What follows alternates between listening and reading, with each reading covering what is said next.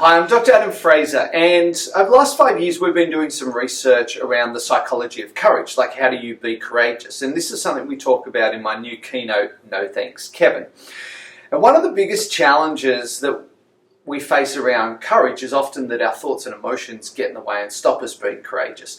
And there's some really interesting research that shows if you can externalize those thoughts and emotions, like literally that they're a separate character, which we use in the keynote, Kevin, they have less control over you and you're more likely to be courageous.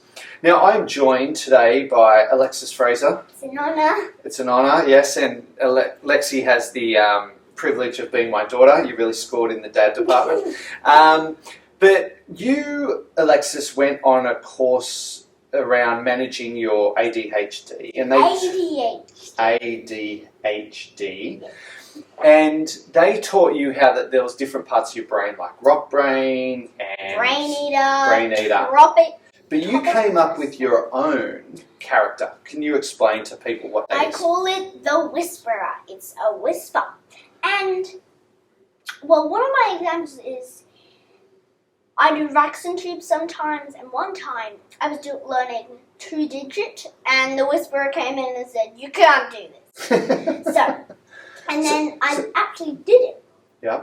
Because I ignored him, and I just said, "You have to stop it," because I don't believe that. Yeah. So the whisper is like the voice inside your head that when you're doing something new or something very hard or trying to explain something to someone, it comes up and says, what does the whisper say? It says, "You can't do this. You're not good at it. You haven't practiced enough. You're not good enough to do this level." And so what you do is recognize, oh, that's my whisperer talking, and I don't have to pay attention to that, and I'm just going to focus on what I'm doing. Is that kind of the thing? Yeah, and one time I was playing tennis with you. Yeah. And I told you to come over, and then I told you that the whisperer is in my head saying, "I can't do this." Yeah, because for people listening, we were playing tennis and you were playing great, and then a lot of people were waiting for the court, so they were kind of surrounding the court and watching us play, and you started to miss a few balls and not play so great. And the opposite direction you were standing.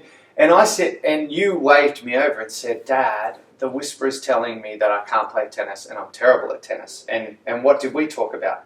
Well, you said to me, "Tell the whisperer to sit on the sidelines," and I really enjoyed telling people that. Yeah, so you said, I know the whisperer's there, but the whisperer has to sit over outside of the court and he doesn't get to run the show, and I'm going to focus on playing tennis and enjoying tennis. So the way you use the whisperer is to stop that voice from taking control of the situation. Is that what you do? Yeah. Yeah, and you use it obviously at school and at home and in sport. Yeah? Is there anything else you want to say about the whisperer to people watching this video? Well, the whisperer is pretty hard to get rid of, but we all just have to live with it, that we always will get the whisperer. Yes, and that's a good just point. Life. Yeah, so the whisperer is never going away and we all have a whisperer, but we don't have to let them run the show. So there you go, some words of wisdom from Lexie. Nice one, kid. No. Thank you very much. I hope you guys got some benefit from that. Thank you.